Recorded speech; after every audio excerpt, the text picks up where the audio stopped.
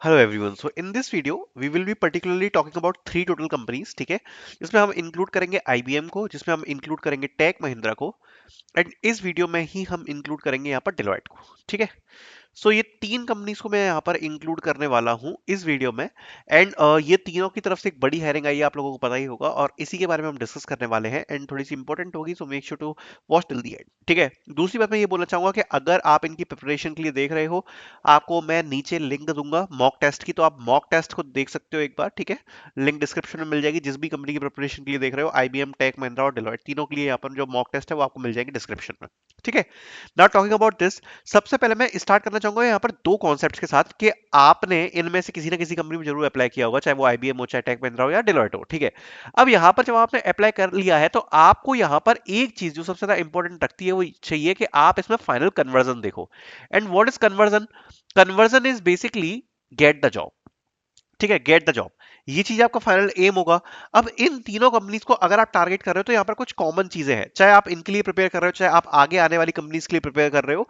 वो ये है कि यहाँ पर आपसे एप्टीट्यूड प्लस टेक्निकल, ये आपसे पूछा जा रहा है मोस्ट ऑफ द कंपनीज में। प्लस यहाँ पर आपसे कोडिंग पूछी जा रही है। अब ये जो कोडिंग है वो तो तीनों में इंक्लूडेड है, और यहाँ पर जो एप्टीट्यूड टेक्निकल है वो आपका टेक महिंद्रा और डेलॉयट में इंक्लूडेड है, और आईबीएम तो केवल आपका सेपरेट कोडिंग है। ठीक है, तो ये आपका एक मॉडर्न फेज है, जिसको अगर आप ओवरव्यू के हिसाब से देखो तो एप्टीट्यूड है, टेक्निकल है और कोडिंग है। ये तीन चीजों के बेसिस पे चाहे ये कंपनी हो, चाहे फ्यूचर में कोई भी हायरिंग आए, आप उसको क्रैक कर पाओगे। करेक्ट है। अब अगर हम इन हायरिंग के टाइमलाइंस के हिसाब से बात करें, तो सबसे पहले अगर आईबीएम के बारे में हम बात करेंगे, तो आईबीएम की तरफ से एक फेज का आपके जो असेसमेंट्स हैं वो यहाँ पर आउट हुए हैं। अब ये जो फर्स्ट फेज का असेसमेंट है ये उन बच्चों को मिल गया है जिनका यहाँ पर 12 को यहाँ पर टेस्ट होने वाला है। 12 जनवरी को आपका यहाँ पर जो टेस्ट है वो यहाँ पर होने वाला है। सो यहाँ पर मैं आप लोगों को ये बताना चाहूंगा, ये जो फर्स्ट फेज है ये उन बच्चों को आया है जिनका जो डेडलाइन था, deadline to submit the form was 9th। Okay, CIC form का जो डेडलाइन था वो 9 था, उन बच्चों को ये वाला मेल आया है। ठीक है, 12 बेसिकली जो मेल है वो आया है। ठीक है, कोडिंग टेस्ट का। अब अगर आप देखोगे यहाँ पे नोटिस करोगे तो यहाँ पर 9th डेडलाइन था और 12th को आपका टेस्ट है, मतलब लगभग कितने 3 दिन बाद है। अब जो बच्चों ने फॉर्म भरा हुआ है, ठीक है, उनका जो सीआईसी फॉर्म का डेडलाइन है वो है 12, तो मोस्ट प्रोबेबली 15 या 16 can be a target test. ठीक है, बट यहाँ पर मैं एक चीज बताना चाहूंगा, जिन बच्चों ने 9th को यहाँ पर फॉर्म भरा था, 9th को जिन बच्चों ने फॉर्म भरा था, सभी को यहाँ पर टेस्ट नहीं आया है, इसमें शॉर्ट लिस्टिंग हुई है। और शॉर्ट लिस्टिंग होने के बाद ही यहाँ पर जो मेल्स है वो गए हैं। सो अगर आपको फॉर्म आया है, अगर आपको ये वाला फॉर्म आया है, that doesn't guarantee that you will get test. Test की गारंटी नहीं है। ठीक है, टेस्ट की गारंटी नहीं है अगर आपको भले ही फॉर्म आया है, बिकॉज इसमें फॉर्म के बाद भी यहां पर जो शॉर्ट लिस्टिंग है वो करी जाती है। अब आपके पास जो भी दिन है, 3-4 दिन होंगे आपके पास, 3-4 डेज मान लो। मैं एज्यूम करके चलता हूं इन 3 से 4 दिन में आपकी प्रिपरेशन बहुत ज्यादा बढ़िया हो सकती है फॉर पर्टिकुलरली आईबीएम। ऑल्सो अगर आप टेक महिंद्रा के लिए देख रहे हो, सो भी आपकी जो प्रिपरेशन है वो बढ़िया हो जाएगी, बिकॉज चाहे आप टेक महिंद्रा उठाओ, चाहे आईबीएम उठाओ, चाहे डेलोइट उठाओ, तीनों में एक चीज कॉमन है कि आपकी कोडिंग आने वाली है। And let's pick 4 days. 4 days strategically pick करो अपने 80 क्वेश्चंस के लिए। एंड ये 80 क्वेश्चंस कौन से होंगे? कोडिंग के होंगे। आप कहोगे भाई 4 दिन में 80 क्वेश्चन कैसे होंगे? देखो, अगर आपको अच्छा बेसिक आइडिया है क्वेश्चंस का, कोडिंग का अगर आपको बढ़िया आइडिया है, तो आपको ये 80 क्वेश्चन करना बिल्कुल भी डिफिकल्ट नहीं लगेगा। पर्टिकुलरली आप इसको डिवाइड कर सकते हो, मेनली जो टॉपिक्स है वो है आपके array, strings, bit manipulation, conversion, number system, greedy algorithm, ठीक है, सर्चिंग, सॉर्टिंग और मैट्रिक्स। अगर आप इन टॉपिक्स के बारे में देखोगे ना, तो ये टॉपिक्स को आप उठा सकते हो। एंड अगर आप इन टॉपिक्स में से पर्टिकुलरली अगर 80 क्वेश्चंस को उठाते हो, पर डे 20 क्वेश्चंस, ठीक है, पर डे 20 क्वेश्चंस, आपको खुद से कोड करने की जरूरत नहीं है। आप जस्ट उनका क्वेश्चन को देखो, अंडरस्टैंड करो, देन सी द सॉल्यूशन। आपका मोटा मोटा जो काम है वो बन जाएगा। ठीक है, मोटा मोटा आपका काम बन जाएगा। प्रैक्टिस के लिए आप मॉक टेस्ट को यूज कर सकते हो।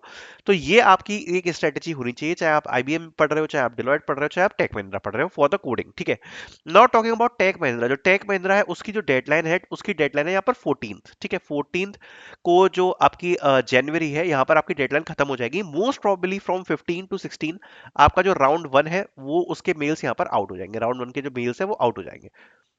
सो 15 और 16 को you can expect your round one mail, जो कि बेसिकली आपका क्वांटिटेटिव होता है, क्वांट आएगा आपसे, प्लस आपका एसए राइटिंग होती है मेजरली। सो क्वांट और एसए के लिए अगर आप टारगेट कर रहे हो तो मैं तो आपको यही बोलूंगा कि क्वांट रीजनिंग और एसए के लिए सबसे बढ़िया आपकी प्लेलिस्ट तो कैरियर राइड ही है। कैरियर राइड को आप फॉलो कर सकते हो यूट्यूब पर, साथ साथ में आपकी जो इंडिया बिक्स वेबसाइट है उसको आप प्रैक्टिस के लिए यूज कर सकते हो। And make sure one thing, क्योंकि अभी जैसे मैंने मॉक टेस्ट जो सेल किए हैं उसमें मैंने एक चीज नोटिस करी है कि जो सबसे ज्यादा बच्चों को प्रॉब्लम आ रही है दैट इज इन इंग्लिश।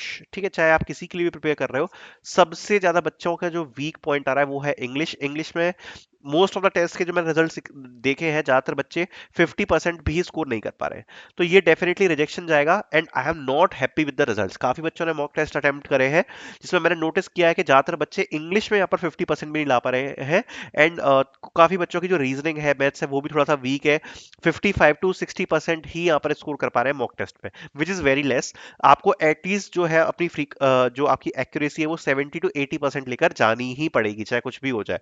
ठीक है, सो इतना तो आपको ले जाना ही पड़ेगा। So this is one important thing. Okay, दूसरी बात यहाँ पर अगर आप देखोगे तो बात करते हैं डिलॉयट की।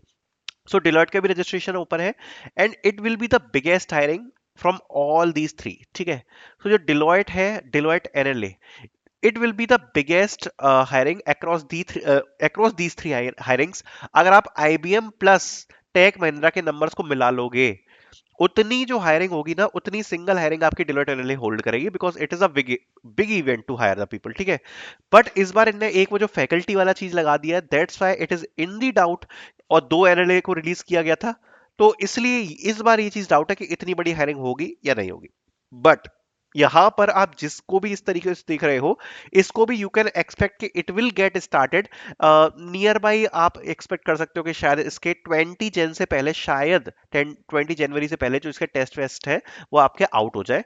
तो you can expect that also. ठीक है, तो ये चीज भी यहाँ पर आप एक्सपेक्ट कर सकते हो। तो ये आपका कुछ फॉर्मेट होने वाला है एंड आपकी अपकमिंग हायरिंग होने वाली है। But now think about thing, जो 2024 वाले बच्चे हैं उन बच्चों ने अप्लाई किया होगा टेक महिंद्रा प्लस आईबीएम में। ठीक है, एंड जो 2025 बैच वाले बच्चे हैं उनने अप्लाई किया होगा डिलॉयट में। अब यहां पर एक चीज ध्यान से समझना, for 2024 batch, the Tech Mahindra hiring and your IBM hiring, you can expect these hirings as last hirings, almost last hirings। ये जो दो है ये आपकी करो या मारो स्थिति वाली में लेके जाती हैं। और मैं ये जो लास्ट हायरिंग्स बोल रहा हूं, नॉट इन द सेंस कि इसके बाद कोई हायरिंग्स ही नहीं आएंगी, बट मास हायरिंग्स का आना इस लेवल पे बहुत ज्यादा मुश्किल है। 2024 के लिए आप उठाकर देखोगे तो टेक महिंद्रा और आईबीएम की इस हायरिंग के बाद you can only expect one hiring from Cognizant second phase. Otherwise इसके अलावा और कोई भी हायरिंग बकेट लिस्ट में नहीं है। और अगर हम बात करें टेक महिंद्रा की और आईबीएम की, अगर आपको याद होगा, मैंने बहुत पहले ही वीडियोस में बोल दिया था कि अगर 2024 बैच के लिए कोई हायरिंग आएगी तो आईबीएम की आएगी और टेक महिंद्रा की आएगी, क्योंकि इनके फेजेस नहीं आए।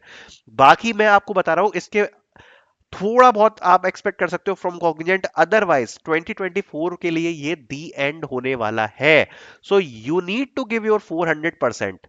मतलब ऐसा नहीं है कि शॉर्ट हायरिंग्स नहीं आएंगी, मास हायरिंग्स नहीं आएगी। जो छोटी छोटी हायरिंग्स होती है वो तो आती रहेंगी पूरे साल भर, पर आप जिसमें एक्सपेक्ट करते हो ना कि जो थोड़ी बड़ी हायरिंग आएगी, आपको कंपीट करने में मजा आएगा, वो वाली hiring you will not get. That's why it is important to give your 1000% in these hirings. सोना छोड़ना है सोना छोड़ दो, जो करना है सो करो, बट आपको अपना इसमें 100% देना पड़ेगा। ठीक है, and talking about Deloitte NLA, it is the starting for 2025 batch, you can say 2025 batch के लिए तो ये स्टार्ट है। 2025 बैच के लिए तो लाइन लगने वाली है हायरिंग्स की। इसके बाद आपकी टीसीएस आएगी, कैप जेमिनी आ सकती है।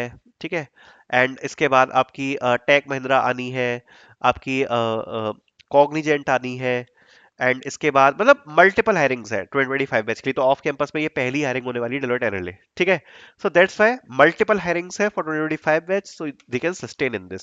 सो it is very important to give 100%। And I hope मैंने आपको एक्सप्लेन किया होगा the timelines and what you can expect. So I hope ये वीडियो आपको हेल्पफुल लगी होगी। Thank you so much for watching.